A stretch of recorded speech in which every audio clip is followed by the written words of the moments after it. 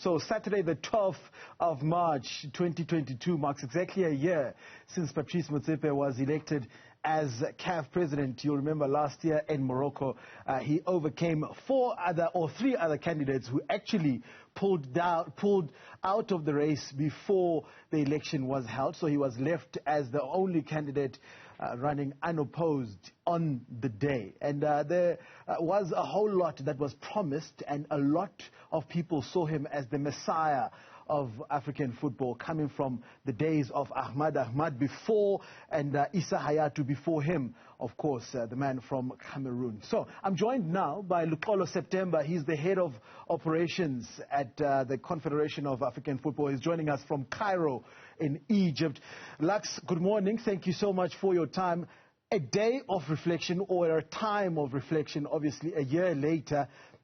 Firstly, let's start with your time there. How has been the CAF excursion, if I can call it that? Look, I think we all agree that when Patrice Motsepe came on the scene, Dr. Motsepe came on the scene on the 12th of March, African football was not in the right place. We all agree that African football was in very difficult waters, very troubled waters. It needed what I can call a different direction, and the African people, the 54 countries, voted for something different, for someone who might bring this something different, and that was in the form of Dr. Patrice Motsepe.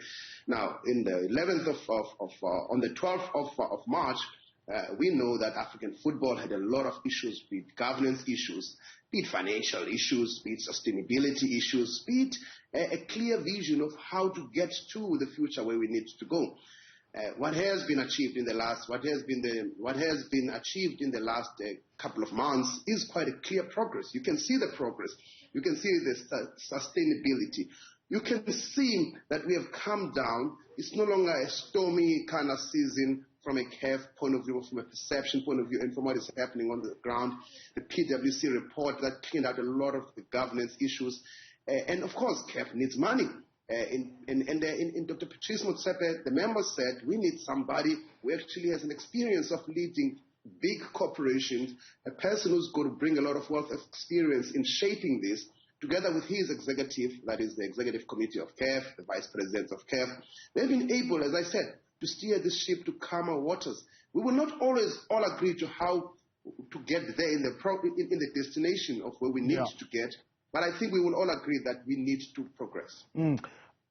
There was a 10-point plan. I remember correctly at the manifesto launch at the Sandton Convention Center, there was a 10-point plan, and among the things that were mentioned there was, because of his business acumen, the private sector part of him being brought in was very huge.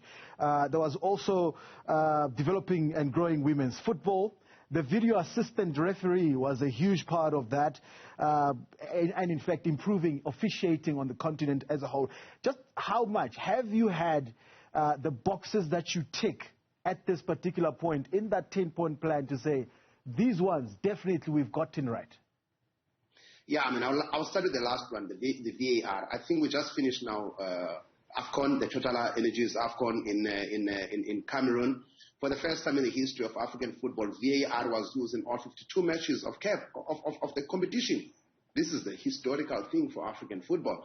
The development of women. You know that last year we launched the Total Energies Women's Champions League. But before, sorry, Lux, before you continue there, sorry to come in there, VAR was used at AFCON, but there was still a lot of a bitter taste in a lot of people's mouths when it comes to the overall officiating at the tournament. I think you and I were watching also. I was watching football in Europe the last 2 days. And did you see the bitter reaction to it?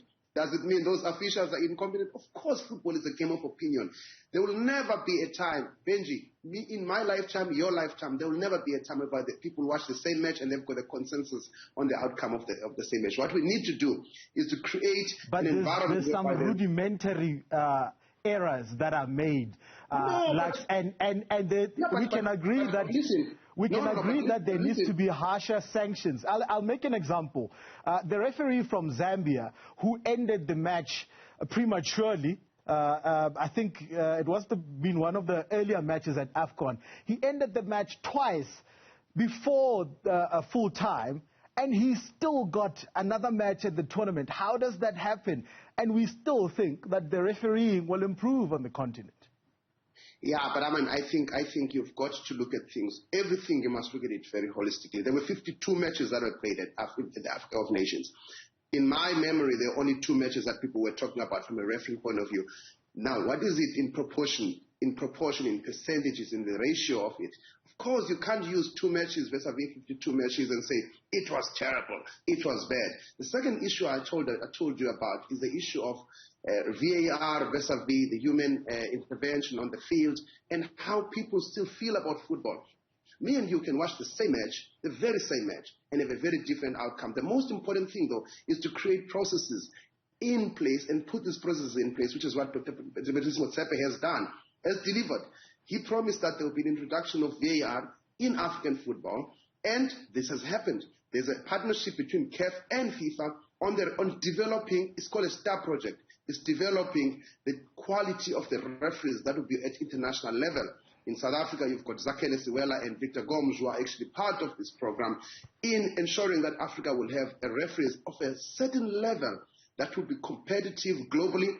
Now, moving on other things, for example, the women's football development, it mustn't be a lip service thing. It has been a lived experience. One with the Women's Champions League last year, which actually was played for the first time on African soil. We saw at AFCON that historically a woman officiated in the match in Salima from Rwanda. For the first time there was a woman referee involved in the Africa of Nations match. Now this is not lip service. This is actual tangible things that we are doing and the leadership of Patrice Motsepe is implementing as part of those promises. He promised that he's going to bring the private sector on board. Already at CAF, we had 5 new partners, 3 of them being national partners. We welcomed AMRO from South Africa, AMRO South Africa. We welcomed TikTok on board. We welcomed 3 more other companies. So that means that in the last 12 months, 5 more commercial partners have said, we see the progress, we see the stability, we see what your leadership is trying to do in bringing calm to African football. Yeah, and in fact, that's one of the things we must congratulate CAF on introducing a resolution, if I can call it that from the 2022-23 season, no club will be able to take part in CAF competitions, the Champions League and Confederation Cup, without having a women's team, a step in the right direction by all accounts to make sure that women's football on the continent grows. But I want to know, just out of interest's sake, what happens if clubs ignore this directive from CAF? Is it only that you can't take part, that's it, we leave it there? Because they might easily say, oh, okay, so we can't compete at CAF level, we leave it, it's expensive anyway.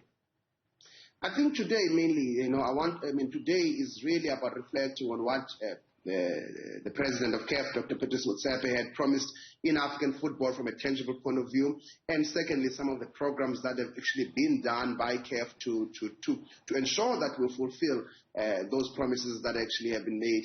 The issue of developing women's football from a club point of view, from a club participation point of view, the enforcement of the club licensing is a huge issue in African football. And I think, obviously, this is not just a CAF holding a broom somewhere in Cairo. This is an inclusive process with our clubs, because we want to see the leagues in Africa grow.